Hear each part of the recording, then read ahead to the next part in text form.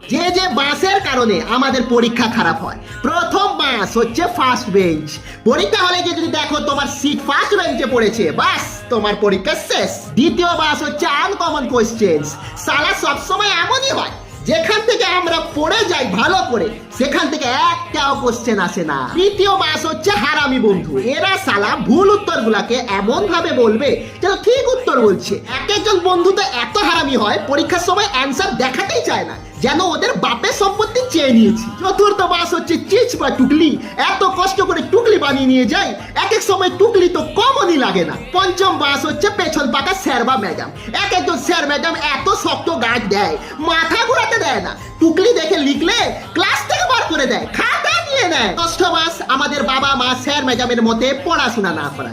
দেখো ভাই, যতটুকু পড়াশোনা করি যথেষ্ট, এর থেকে বেশি করতে পারবো না। যেদিন থেকে এই সব বাসগুলো থাকবে না সেদিন থেকে আমাদের পরীক্ষা খুব ভালো হবে। কি ঠিক বলেছি তো?